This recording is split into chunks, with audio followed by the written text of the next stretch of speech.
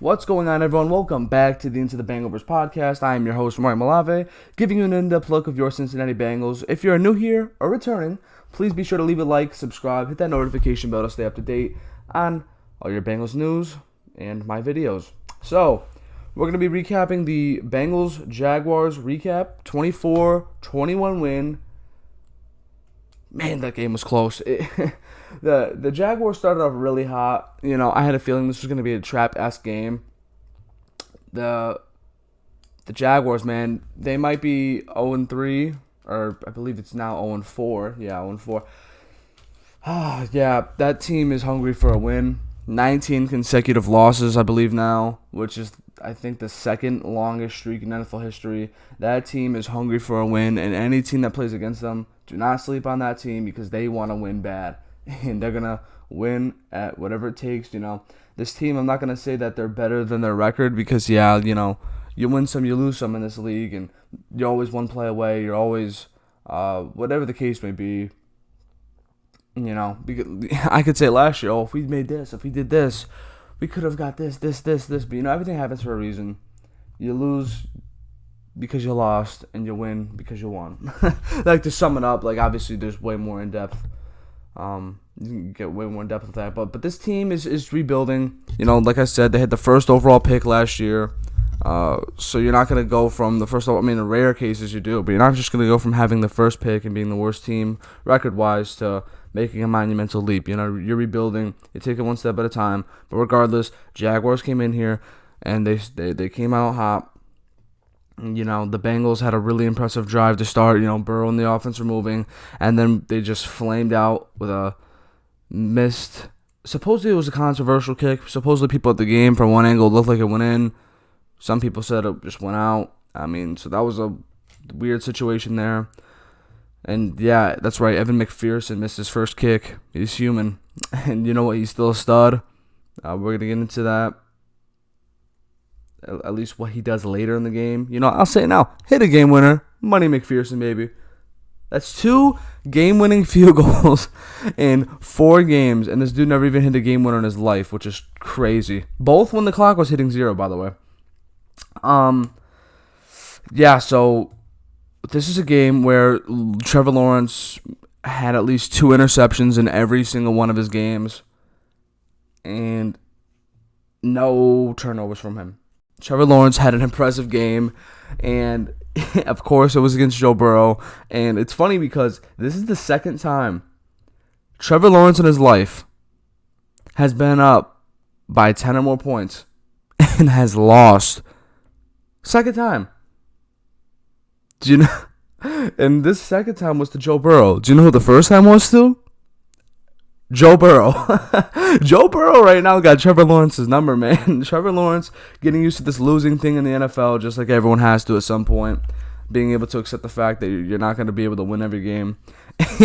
And Joe Burrow, just he's found ways to win against this guy. And it's honestly fun to see. But yeah, no, Trevor Lawrence had an impressive start. He was moving. That dude can run. Dude has an arm. He was dotting our defense at times. He had a beautiful sideline throw to Jamal Agnew, who Jamal Agnew's been balling special teams and I guess as a weapon now for the offense. James Robinson's been looking impressive. He had 2 touchdowns. He was running all over us. We were holding all running backs to less than, I believe, 60-something yards a game. I know for a fact it was less than 70, but James Robinson absolutely shredded the Bengals defense, at least in the first half. He's really impressive.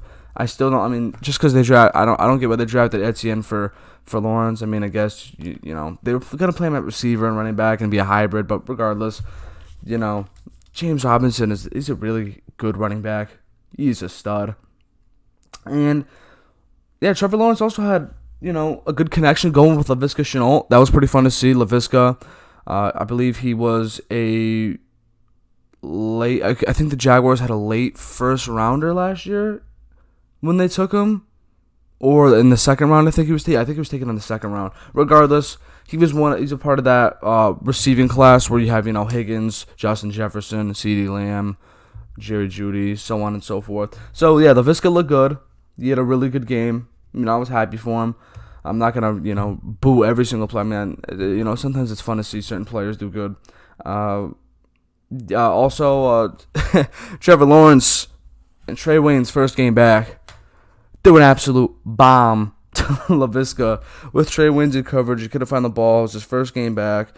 Other than that bomb, I mean, I'm going to be honest, I didn't really notice Trey Wayne's too much. So say what you want with that. I thought Trey Wayne's didn't do too bad in his first game back. Yes, is he being overpaid? Yeah.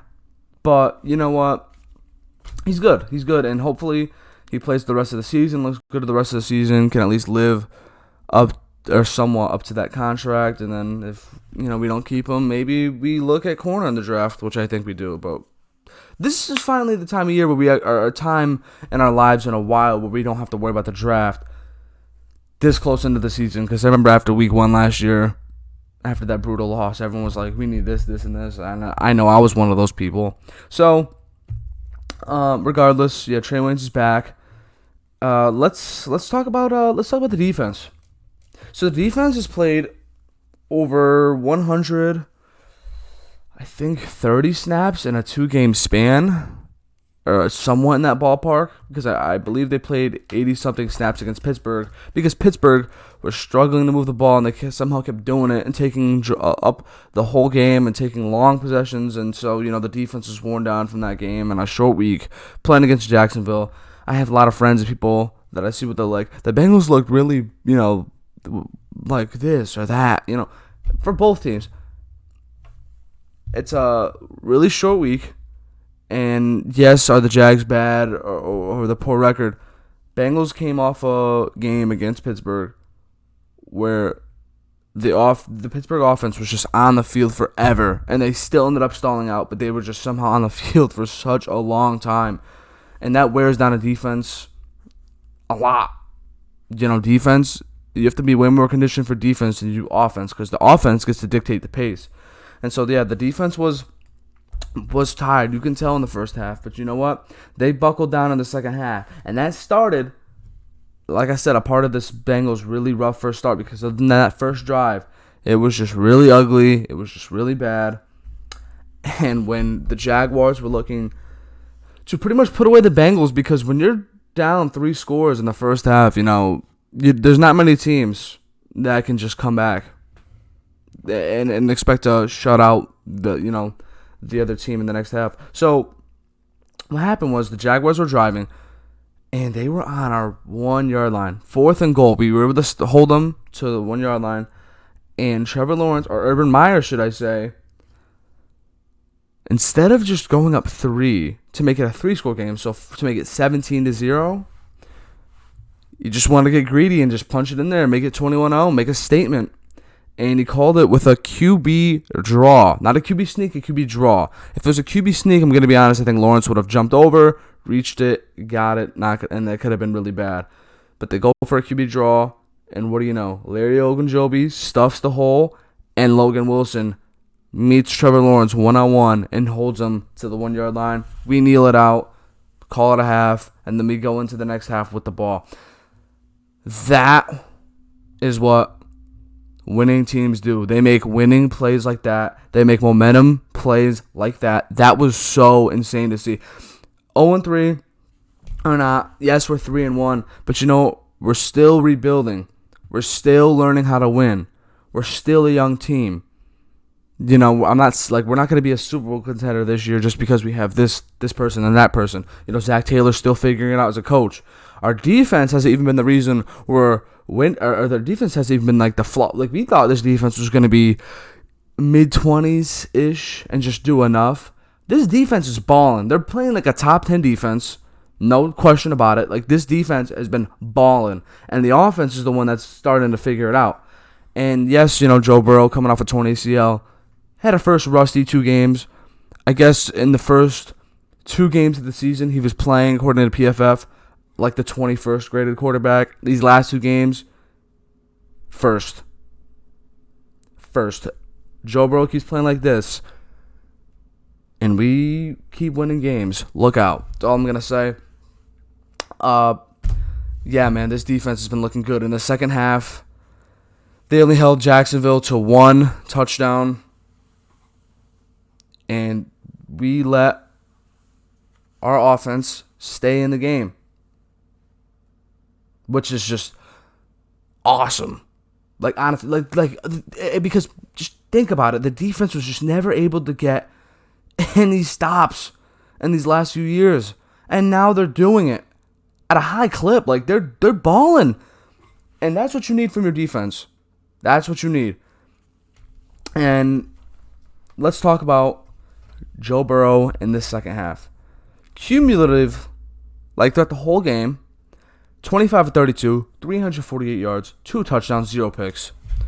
A nominee for the FedEx Air Player of the Week, along with Herbert and Daniel Jones. Now, as much as Joe Burrow balled out, it was against the Jaguars. Patrick Mahomes threw for 5 touchdowns and I believe 300 yards or 200-something yards against the Eagles. And then Daniel Jones lit up the Saints. I don't think Burrow will win it, but hats off to you, sir. You're an absolute stud. In this second half, we had 2 CJ Uzomah touchdowns. Yes, 2 CJ Uzomah touchdowns. 5 catches, 95 yards total, and in the 2 touchdowns. I had a feeling. I said on my previous video, I had a feeling CJ was going to get a touchdown or do something. He did it last year on Thursday Night Football with Burrow. That was their first touchdown. Or Burrow's first touchdown pass was to CJ Uzomah. And, man, CJ, that was the CJ Uzomah night, man. That was awesome to see. Like, you can't be happy for a guy who's very electric and gets the crowd motivated, gets the team motivated. He's a switch, man. He knows how to help this team out and get him hyped. Boyd, what can you say about him? 9 catches, 118 yards. Absolute monster. Third down, dude catches a freaking one hand. One hand with his left hand, or like shoulder, like right here. Catches it with a defender absolutely smothering him. And he was just absolutely abusing it in the slot because the teams are starting to double Jamar Chase. 6 catches, 77 yards, no touchdowns. The streak is over. In the second half, Joe Burrow, in the first drive, throws an absolute bomb to Chase to get the offense moving to keep the momentum in our favor, which was awesome to see.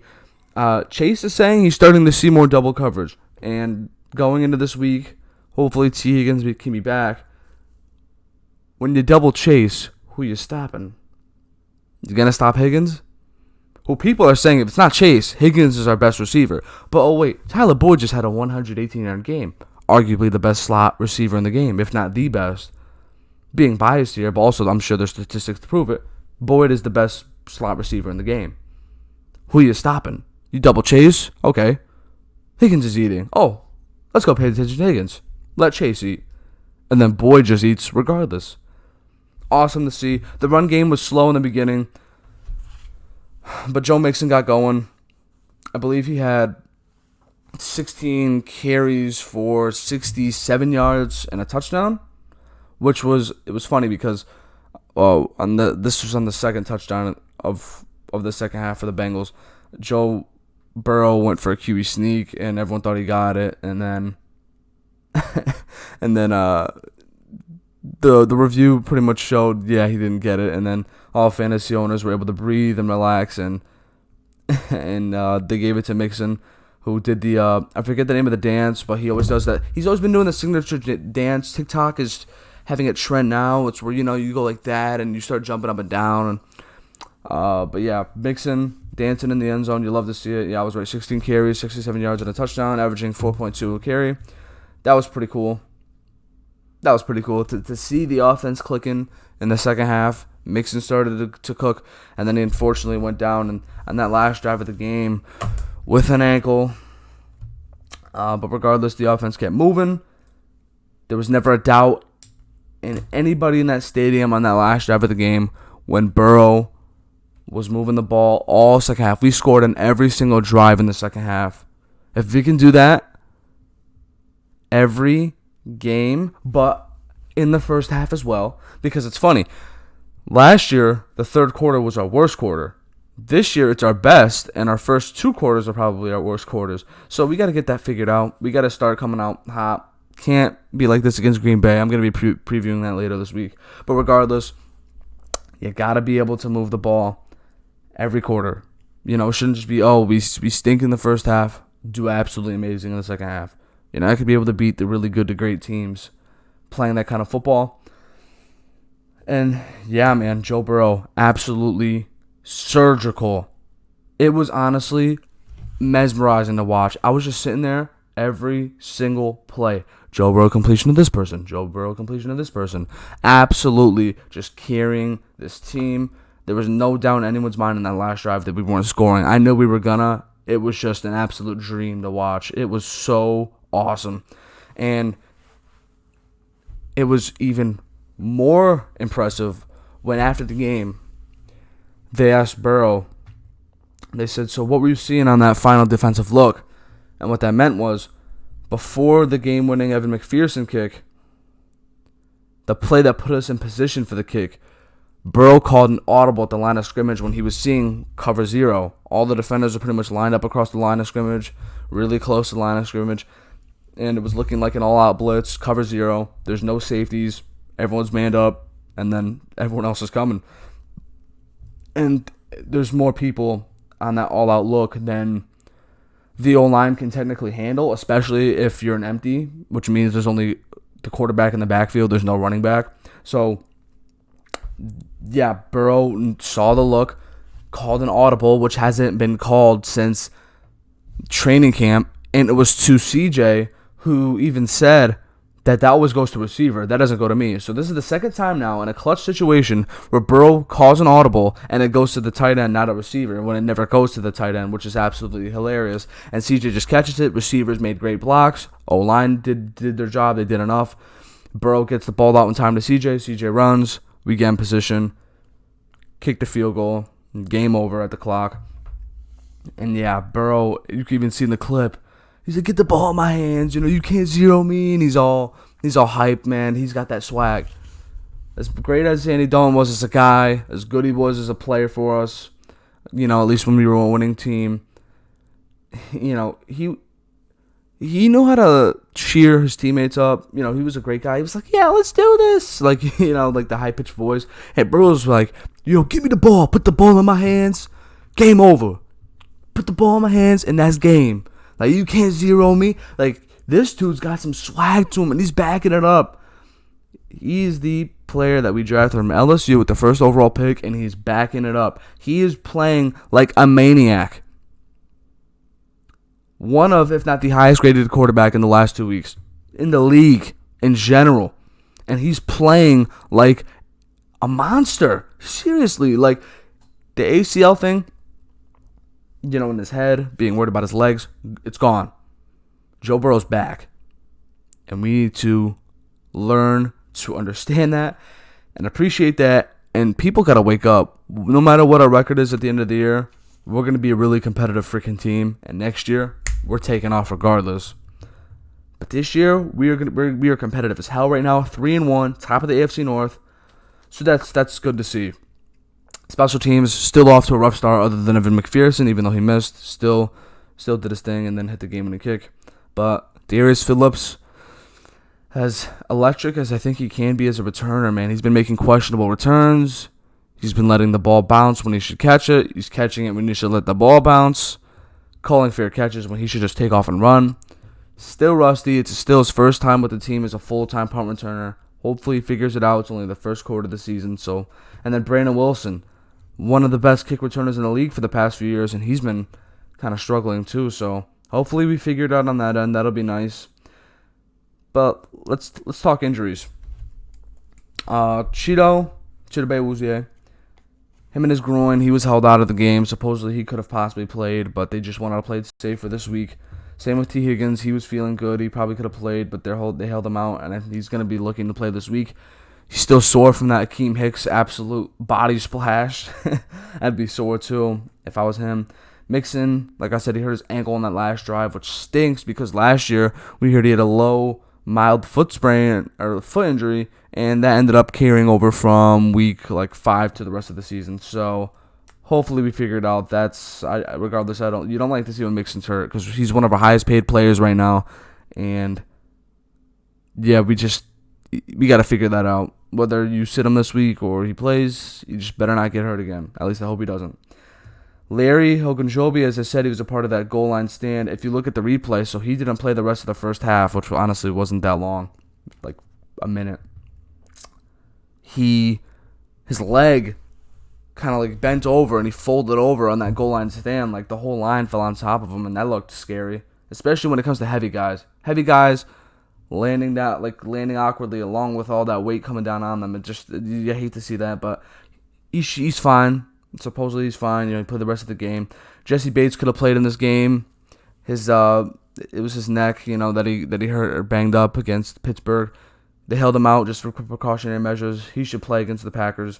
And then we haven't really heard much from him, but Ricardo Allen, hopefully we're around that mark where he can either play this week, maybe next week, or the week after. He's getting close. I know that, at least timeline-wise. Yeah, but like I said, with Jesse Bates, man, his absence was definitely missed this year. He's played in the box, I believe, more than he ever has in his career, and he's actually really good in the run game, better than we gave him credit for, and he's definitely a pest over the top, where we kind of got hurt. Like, that Trey Waynes play. Brandon Wilson, as much as I love him as a player and just special teamer, whenever he plays safety, he's not Jesse Bates. And who is? Jesse Bates is one of the best defenders, one of the best safeties in the whole league. It's hard to fill those shoes. So I don't think we give enough credit to Jesse Bates than we should. So hopefully, he'll be back going against Green Bay, and we do good. So let's talk grades. Let's talk grades real quick before we get out of here. Shout out Joe Goodberry. Great. Used to be the host of the Locked On Bengals podcast. Joe Goodberry tweeted, PFF has Jonah Williams tied for 4th amongst left tackles in pass block efficiency with a 98.3%. Jonah's 3 total pressures is the fewest of all offensive tackles that have played 50% of the snaps, and his run block grade is 10th highest. He's tied with Tyron Smith. That's what you need to see out of your first round pick. Zach Taylor's first draft pick in 2019. That's what you need to see. That's what you need to see out of the first offensive lineman taken in that draft. And he stayed healthy, knock on wood. He's looked great. I love Jonah. Hope we re-sign him. He's been looking really solid. Let's talk about the highest graded defensive players in the game. Trey Hendrickson, who has had another sack, top 5 in pressures in the league, absolute monster. Highest graded defender with a 77.9. Eli Apple having a good game, 76.9. BJ Hill with a 75.6. Reeder with a 75.1. And Logan Wilson with a 74.0. You'll love to see that. Highest graded players on offense. CJ Uzama with an 88.2. Burrow with an 87.7. Boyd with an 84.1, Jonah with a 81.9, and Quentin Spain with an 80.3. Let's talk QB grades. Because I have friends who think Baker Mayfield is better than Joe Burrow, or people that might still think that. I know people that were saying Big Ben before the season is better than Joe Burrow and the best in the division. Okay? We're going to talk grades really quick. Joe Burrow in the AFC North. 1st in touchdowns thrown. 1st in PFF grade. 1st in passer rating. 2nd in QBR. Joe Burrow is 1st with an 86.1, which is 5th overall amongst QBs. Lamar is 2nd with 83.8, which is 9th. Baker is 3rd with a 63.8. Ben is 4th with a 53.8. Grandpa Ben. Sad to see. And then let's talk about this. Joe Burrow, 72.9 completion percentage, 988 yards, 9 touchdowns, 4 interceptions, 113 passer rating.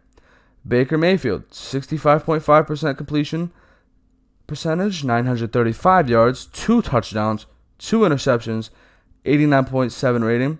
Lamar, 60.5 completion percentage, 1,077 yards, 4 touchdowns, 3 interceptions, 89.3 passer rating, and then he also has a whole lot of rushing yards to go with that. And then Ben, 64% completion percentage, 1,033 yards, 4 touchdowns, 4 interceptions, 78.9. And to be honest, the yards and everything else to go with Ben is very misleading because all they have to do is throw the ball a game, and even then they're still stalling out on offense. So disregard Ben. So pretty much from everything I just told you, what in anyone's mind thinks Baker Mayfield, or Ben is out of the question, thinks Baker Mayfield is not only better than Burrow, but the best QB in the division? Okay? And then there's a clear argument for Burrow to be better than Lamar. And if anyone says Lamar's better than Burrow, I'm not going to hate on that. Lamar was an MVP, still playing really good. Not going to hate on Lamar. Not going to question that if someone thinks Lamar's the best in the division. But if you don't think it's Burrow or Lamar, what are you smoking, all due respect? Sometimes I'm going to say my opinion on here. But, it just really bugs me whenever people try and come at Burrow for no reason when they think he's playing like Tony Romo. And Tony Romo was good. He was a good quarterback. And even Colin Cowherd he pulled back on the brakes there. He said, Joe Burrow's not Tony Romo. He's not what I thought. He's more Joe Montana. That is what Colin Cowherd said. And Colin Cowherd, I respect the man. I respect his opinion. And I really disagreed with it when it came to the whole Tony Romo thing, because I think Burrow is a future star. Like, he's a star in the making. Like, you see it. You see him playing like an absolute stud. You're hearing the grades. You're seeing the stats. I'm telling you the stats. What makes you think Joe Burrow can't be great? And right now he's playing like a top 10 QB. So I guess I can get into QB rankings at some point. But Joe Burrow, he's not in the 20s. He's not in the late teens. Honestly, he's not in the mids. He's got to be somewhere between 12-1 QB rankings, and if you ask me, he's in that top 10. I'm gonna have to figure out, where he'd be, because everyone's gonna have the list, because you're gonna have Brady, Mahomes, Rodgers, Josh Allen, Kyler, I don't know, so on and so forth. But Burrow's in there. Whether he's 9-10, 7-6, I don't care. He's a top 10 quarterback right now. At least that's how he's playing. Okay? So get that Baker garbage out of here. Get that Ben garbage out of here. And let's look forward to going against Green Bay. And no matter what, showing the world that the Bengals are a competitive team. Because even though we're 3-1, this is the easiest part of our schedule. I just want to leave Green Bay where people say the Bengals are legit. Just how people gave respect to the Patriots, who just played the Buccaneers in a cold, rainy night in New England and Foxborough. They played well against the Bucs, and Mac Jones looked impressive. But regardless, I want the Bengals to show the world and show America they can play with the elite teams. That they'll look good, they'll play good, that the offense is explosive. That's all I want to see. I'm gonna have my preview of that next week. But regardless, that's gonna do it for the Into the Bengal-Verse podcast. Once again, I'm your host, Marmalave, and I hope you all have a great day, a blessed day, and a who day. I'll see you later.